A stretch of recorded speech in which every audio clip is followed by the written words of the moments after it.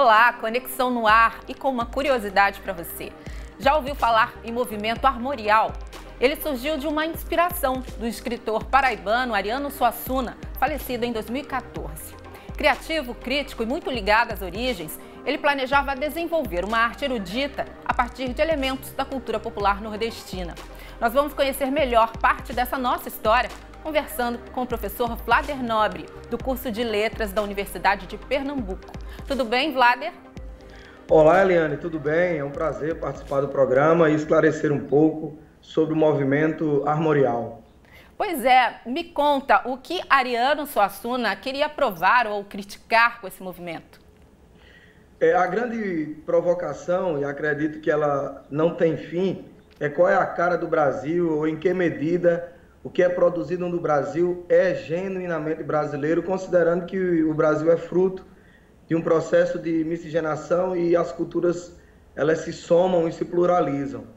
Então, Ariano Suassuna, a partir da década de 70, exatamente em 70, ele lança o movimento armorial, defendendo, como você bem frisou no início do programa, uma arte brasileira erudita, mas a partir de elementos populares. Então, Ariano sugere a ideia de que o folheto, o cordel, as xilogravuras, nessas está o elo, né? a conexão aí com a influência ibérica, africana, nativa, e daí surge esse movimento que se amplia para a música, para a literatura, para a dança, para a cerâmica, tapeçaria, enfim. Então ele conseguiu um pouco isso, o que ele pretendia.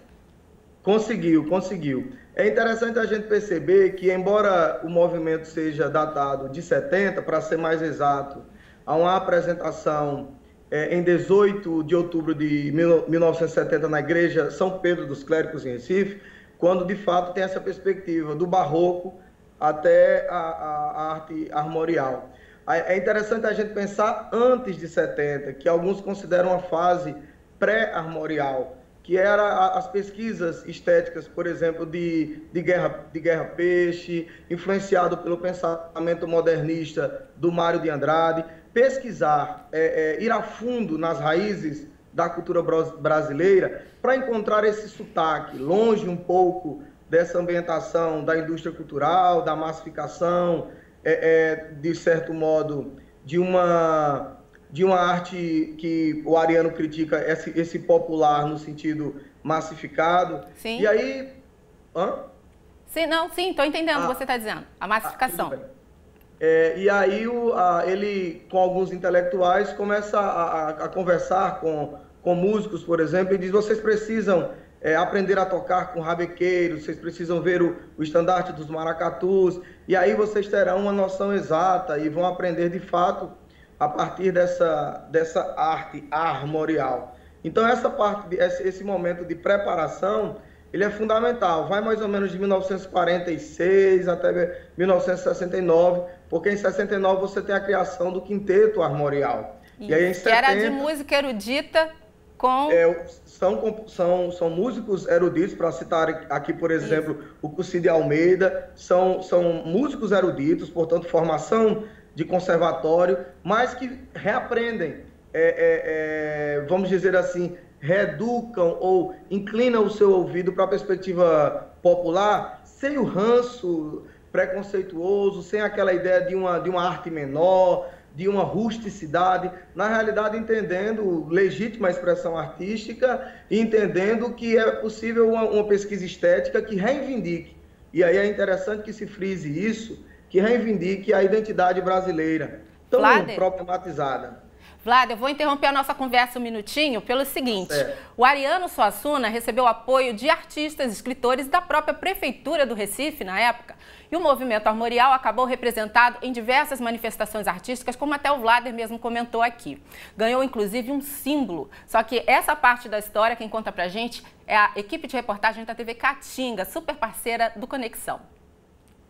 Com 15 metros de altura e pouco mais de 1.000 metros quadrados, o imponente castelo chama a atenção. Ele foi projetado por este empresário durante 5 anos, até sair do papel e ser construído com recursos próprios. Não existia uma arquitetura armorial, então passaria a existir essa arquitetura valorizando a cultura popular sertaneja. Então teve que encontrar artesãos que trabalhassem no barro em Tracunhaém, montei 4 ateliês, esses ateliês foram divididos por tipo de obras e eles foram trabalhando durante 4 anos, sem parar, e eu trazendo as obras, pintando, organizando, e aí não está pronto, mas está bem encaminhado. O movimento armorial foi idealizado pelo dramaturgo e romancista Ariano Suassuna, na década de 1970, com o objetivo de criar uma arte genuinamente brasileira, com ênfase no Nordeste.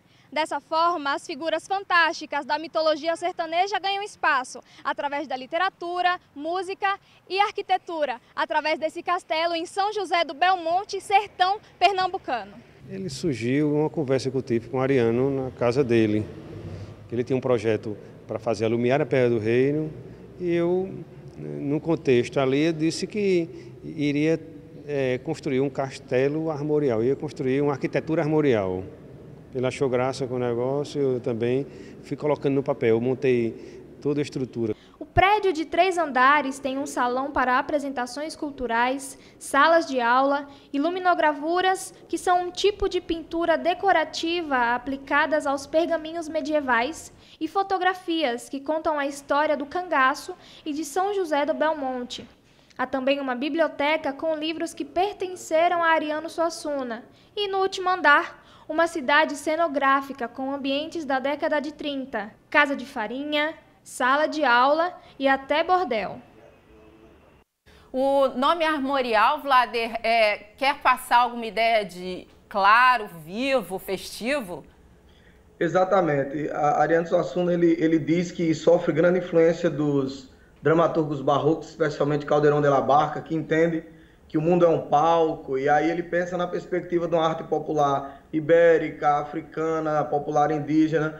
E aí a ideia do armorial, se a gente for pesquisar, o armorial era um livro ligado à heráldica, né, onde havia brasões, selos, e a perspectiva daquelas armas. E aí Ariano foi imaginando a maneira de se ferrar o gado no sertão, os estandartes de maracatu, as bandeiras de time de futebol, essas festividades. E aí ele transforma, né, a ideia do nome substantivo, algo armorial, como um adjetivo. E aí ele começa a adjetivar essa literatura é armorial, essa música é armorial, esse tema é armorial. E aí ele dizia, né, que em primeiro lugar ele achava bonita a palavra e também estava associada a essa perspectiva mágica, fantástica, metálica, com brilho, muita luz. Basta a gente se recordar um pouco da xilogravura, né, que é aquela técnica para ilustrar especialmente o cordel. E aí o cordel sintetiza muito isso, né, a palavra e a imagem. Agora, Vlader, a gente tem aí um minutinho final, eu não posso deixar de tocar nesse assunto, eu preciso que você tente abreviar ao máximo, só para a gente ter uma ideia e de repente ficar curioso e ir lá buscar mais informações em livros e etc. Por que costumam associar o armorial com o tropicalismo? São 2 movimentos tão diferentes. Sim, é pela investigação do que vem a ser a perspectiva da racionalismo que eles consideram ortodoxo e o movimento armorial, que não são coincidentes, mas acabam mergulhando na investigação. Isso é o pensamento antropofágico do Oswald de Andrade. Ou seja, o que é a cultura brasileira? É a possibilidade que a nossa tradição tem de também sofrer... É um estímulo para a gente, como eu disse há pouco, e buscar mais informações, entendendo melhor esse movimento nosso, nacional. Muito obrigada, tá? Eu que agradeço. Conversa, se interessado, se gostou, compartilha com um amigo, vai lá, estuda junto, busca mais informações na internet, na sua escola, etc. O vídeo está disponível no Futura Play. Um beijo grande, até a próxima.